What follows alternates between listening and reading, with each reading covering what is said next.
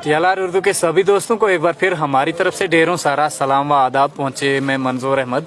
दोस्तों, आपने कैप्शन के अंदर पढ़ ही लिया कि मटेरियल की पेमेंट किसको मिलनी चाहिए। ब्लॉक वाले कामों के अंदर जो मटेरियल लगाया जाता है उसकी पेमेंट शायद वेंडर्स को की जाती है, लेकिन मटेरियल कौन लाता है ये आप लोग भी जानते हैं कि आपके घरों में जब काम होता है पत्थर की सप्लाई, सीमेंट बजरी की सप्लाई या दूसरी चीज़ों की सप्लाई कौन करता है, शायद पैसा उसी को मिलना चाहिए। सीधी सी बात है। सारा मुद्दा जानने के लिए बातचीत करते हैं। हमारे साथ रफ़ीक भाई हैं यहाँ पर। सर, स्वागत है आपका। नाम आपका मैंने रफ़ीक बताया है, सही है? जी सही है। अस्सलाम वालेकुम रहमतुल्लाहि व बरकातहू। सर, अपना इशू ऊंची आवाज़ में बताइएगा कि क्या इशू है आपको। जनाब, इशू ये है कि मैंने देखा 2020 से लेके 2025 तक मैंने जब कैलकुलेट किया 3 वेंडरों के अकाउंट में 53,33,509 रुपये गए हैं जी। वो पैसा मिलना चाहिए जिन लोगों का काम हुआ है उनको मिलना चाहिए जी। वो मटेरियल पेमेंट है। मटेरियल हालांकि वो खुद उनको मटेरियल लाके नहीं देते हैं। जी, बिल्कुल नहीं देते हैं।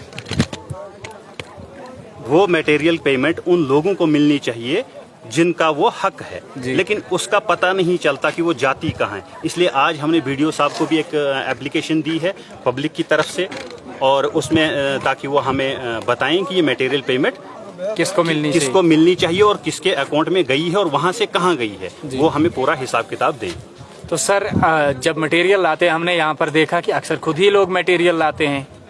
जी बिल्कुल, लोग मटेरियल खुद लाते हैं, रेत भी खुद लाते हैं, बजरी भी, सीमेंट भी, लेकिन उनको उसका पैसा नहीं मिलता है। इसलिए हमने उनसे पूछा है कि ये मान लो इसका आप जवाब दें कि ये मान लो ये पैसा कहाँ गया, तो इसका फिर अगर वो नहीं हल करते हैं तो उसके बाद फिर आगे हम कार्रवाई देखेंगे। तो सर, कई जगहों पर यह काम किया गया, देखा गया हमने, छोटे बच्चे, घर वाले सभी लोग जो हैं खुद पत्थर सप्लाई कर रहे थे, खुद मटेरियल, खुद मिस्त्री वगैरह लगा रहे थे। बाद में जब वो लोग ये बात सुनते हैं कि मटेरियल की इतनी पेमेंट हुई तो उनको ज़रूर दुख होता है कि हमारे काम का पैसा किसी और को दिया जा रहा है। बिल्कुल। इसमें एक चीज़ ये होती है कि मैक्सिमम कार्डों पे क्या होता है, एक्चुअल में तो एक कार्ड पे एक साल में 100 दिन का पैसा आना चाहिए, लेकिन उतना वो काम होने नहीं देते।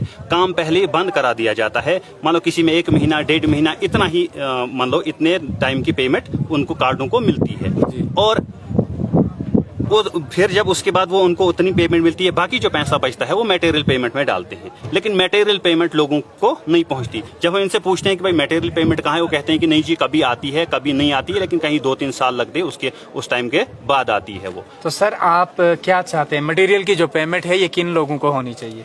मटेरियल की पेमेंट उन लोगों को जानी चाहिए जो इंसान उस काम का जिम्मेदार है, उसको ये मटेरियल पेमेंट जानी चाहिए।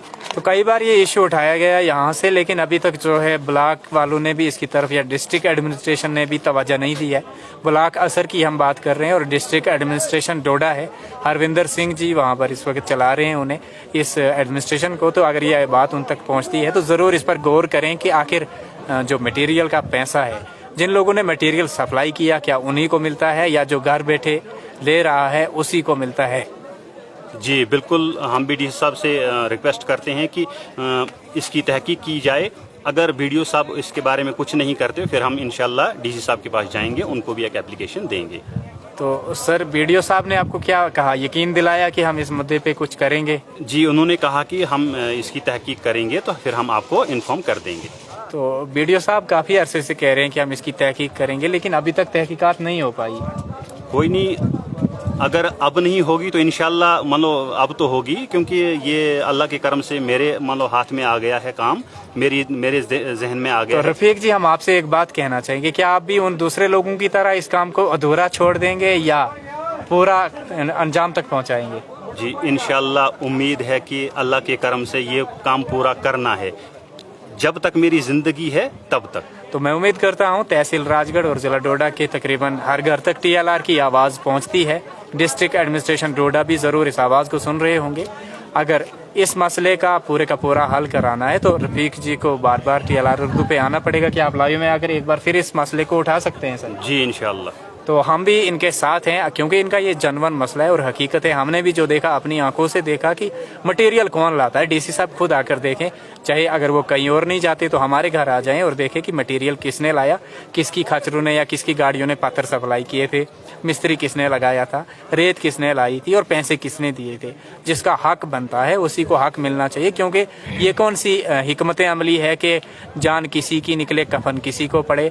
असूल परस्त इंसान सबको बनना चाहिए, क्योंकि सभी का फ़र्ज़ है एक अच्छा इंसान होना चाहिए, वो मज़दूर हों या ठेकेदार हों, वीडियो साहब हों या डिस्ट्रिक्ट एडमिनिस्ट्रेशन हो, कोई भी शख्स हो, सभी के ऊपर ये फ़र्ज़ बनता है कि वो हक पर चलें।